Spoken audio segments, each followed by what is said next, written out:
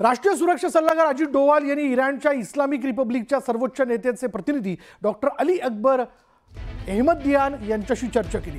डोवाल यांनी भारत इराण सोबत द्विपक्षीय संबंध वाढवण्यासाठी उत्सुक असल्याचं म्हटलंय।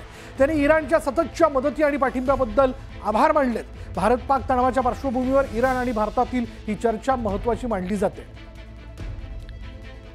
चेहरा भोळा आणि भानगडी सोळा अशी प्रतिक्रिया आता नेटकरी यूट्यूबर ज्योती मल्होत्रा बद्दल देऊ लागले।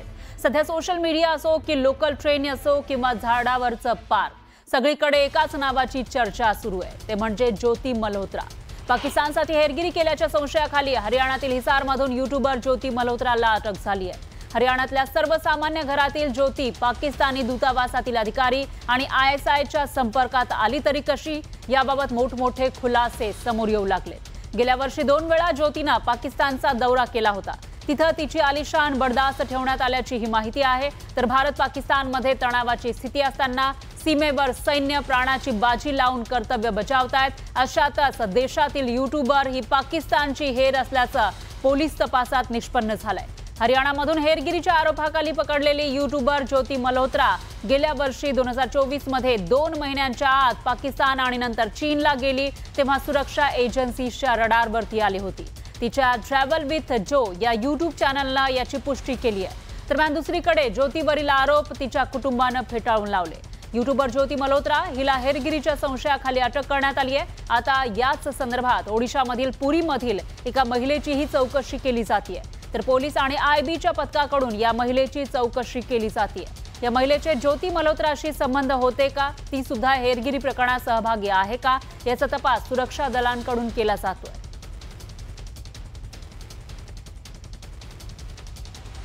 तर या संदर्भात हरियाणातील हिसारचे पोलीस अधीक्षक यांनी हेरगिरी प्रकरणामध्ये ज्योतीचा सहभाग असल्याचं स्पष्ट केलंय। ज्योतीचा लॅपटॉप आणि मोबाईल ताब्यात घेतलेला आहे, याची फॉरेन्सिक तपासणी सुरू असल्याचं त्यांनी सांगितलं। But definitely she was in touch विद द PIOs और यहाँ के जो कुछ और भी जो अभी उसके हमने लैपटॉप और मोबाइल जो है वो हम उसको अभी सीज करने की कोशिश कर रहे हैं कहाँ पे है। वंस वी सीज इट और उसको हम फोरेंसिक एनालिसिस करेंगे तो उससे भी काफ़ी सारी चीज़ें क्लियर होंगी कि क्या क्या इन्फॉर्मेशन उन्होंने एक्सचेंज की है। फिर एनालाइजिंग एवरीथिंग, जो भी उनके फाइनेंशियल ट्रांजेक्शन्स हैं, ट्रैवल डिटेल्स हैं, और क्योंकि जो उसके ट्रैवल डिटेल्स है दैट डिफाइज उसके जो नॉन सोर्स ऑफ इनकम है उससे ज़्यादा है, तो वो कहाँ से उसके फंडिंग हो रही है नहीं। शी वाज बेसिकली अ ट्रैवल ब्लॉगर, जो फ्रंट में जो है वो ट्रैवल ब्लॉगिंग कर रही थी, घूमती थी। और वो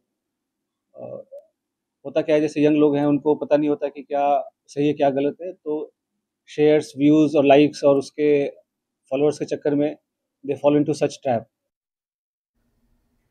तर पहलगाम हल्ल्यापूर्वी ज्योती काश्मीरला आणि तेही पहलगामला जाऊन आली होती, त्यामुळे तिच्यावर संशय बळावलाय। या संदर्भात हिसार पोलिसांनी काय माहिती दिली आहे ते बघूयात।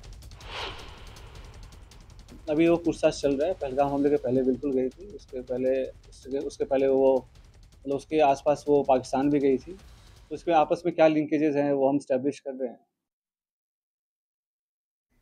यामध्ये आणखी एक नाव आहे, ते म्हणजे दानिश उर्फ एहसानुर रहीम। भारतामध्ये असलेल्या पाकिस्तानी दूतावासात दानिश काम करत होता। पहलगाम हल्ल्यानंतर हेरगिरी प्रकरणी दानिशची भारतातून हकालपट्टी करण्यात आली।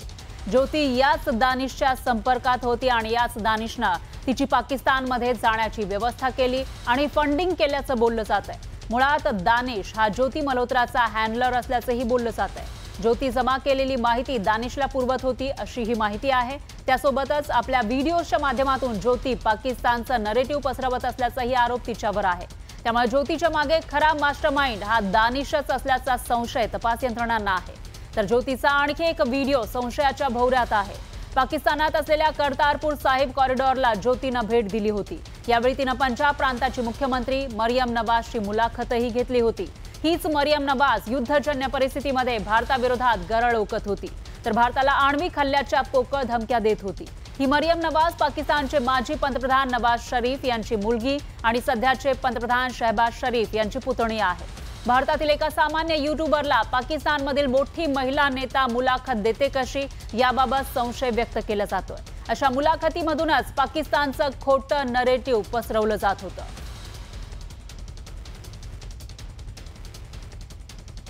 तर ज्योतीचे ISI एजंट आणि दानिशशी कशी ती संपर्कात आली होती, कसे संबंध होते ते आपण बघूयात ग्राफिक्सच्या माध्यमातून।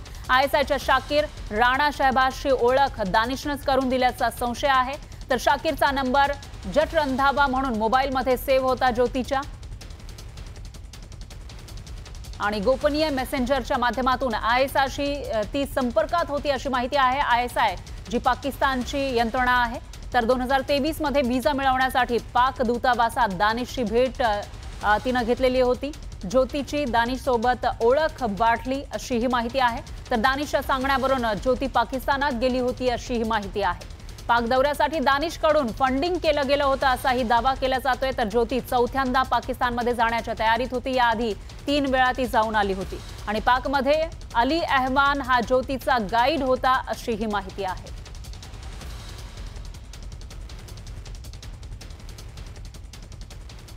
तर या प्रकरणामध्ये संरक्षण तज्ञ संजीव श्रीवास्तव यांचं काय म्हणणं आहे तेही बघूयात। जाहिर है कि जो ज्योति मल्होत्रा के जो संपर्क थे वो पाकिस्तान की खुफिया एजेंसी ISI के साथ थे और वो पाकिस्तान के लिए जासूसी के कार्यों में लिप्त थी। और जाहिर है कि इस तरीके की जो गिरफ्तारी है वो बेहद महत्वपूर्ण है।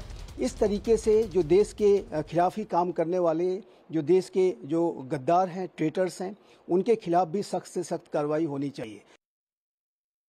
तर नेटवर्क 18च्या प्रतिनिधींनी ज्योतीच्या वडिलांना गाठून त्यांची प्रतिक्रिया जाणून घेण्याचा प्रयत्न केला। तेव्हा ज्योतीचं उत्पन्न असो किंवा तिचा पाकिस्तान, चीन सारख्या देशातील दौरा असो, याबाबत आपल्याला काहीही कल्पना नसल्याचं तिच्या वडिलांचं म्हणणं आहे। पाहूयात। और आपको बता दें कि यूट्यूबर है, ब्लॉगर है वो। यूट्यूब तो ये चलाया करते, फिल्म वीडियो बनाया करते, छोटी मोटी जो भी है। बाकी और कोई पंगा कौन था जी। और आप क्या करते हैं पेशे से? मैं तो पॉलिश का काम करता हूँ जी। अच्छा, और एक भाई आपके यहाँ रहते हैं? हाँ जी। लेकिन आपको कभी नहीं पता चला कि वो पाकिस्तान गई है? 3 बार पाकिस्तान जा चुकी है ज्योति, उसके वीडियो हैं सबूत के तौर पे। मालूम नहीं है जी मेरे को तो। उसने कभी नहीं बताया वो कहाँ जाती थी? दिल्ली जाया करती जी।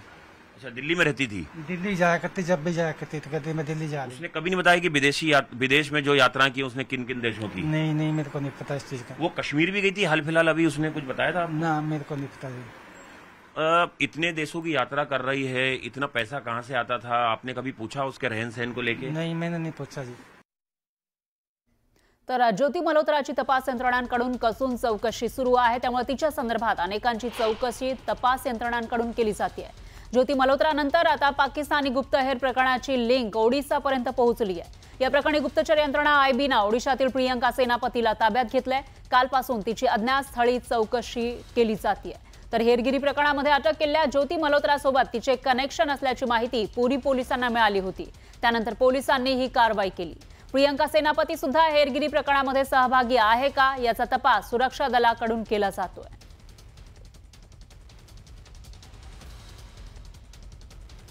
सभी चीज़ों का हम पूरी तरीके से जांच कर रहे हैं और सभी चीज़ों में इन्वॉल्वमेंट क्या है क्या नहीं है उसको वेरीफाई कर रहे हैं। और इसके साथ ही हम हमारे स्टेट की जो एजेंसीज़ हैं, सेंट्रल एजेंसीज़ हैं, उसके साथ ही हरियाणा पुलिस के साथ भी हम टच में हैं। इसके रिगार्डिंग में जब भी जैसा और इन्फॉर्मेशन जो आएगा हम गणमाध्यम के सामने उसको पेश करेंगे। तर गुप्तहेर ज्योती मल्होत्राचं पाकिस्तान नंतर चीन कनेक्शन सुद्धा समोर आलंय। 2024 मध्ये पाकिस्तान दौऱ्यानंतर ज्योती सुमारे 25 दिवसांसाठी चीनला गेलेली होती अशी ही माहिती समोर आली आहे। एकदा ती पाकिस्तानात गेली आणि त्याच्याबरोबर 25 दिवसांनी चीनला गेली होती। ती महिनाभर चीनमध्ये राहिली आणि तिथून 10 जुलैला काठमांडू, नेपाळला पोहोचली। चीन दौऱ्यात तिला VVIP सारखी ट्रीटमेंट मिळाली होती। तसंच ती चीनी अधिकाऱ्यांची भेट सुद्धा घेत होती। तर पाकिस्तान नंतर लगेचच चीनला गेल्यावर ज्योती सुरक्षा एजन्सीच्या रडारवर आली। चीनमध्ये ती दागिन्यांच्या दुकानांपासून ते अनेक ठिकाणी लक्झरी कारमध्ये फिरत होती। यामुळे भारताच्या सुरक्षा एजन्सीजना तिचा हेतू आणि खर्चाबद्दल संशय आला। त्यानंतर तिच्यावर पाळत ठेवण्यास सुरुवात झाली।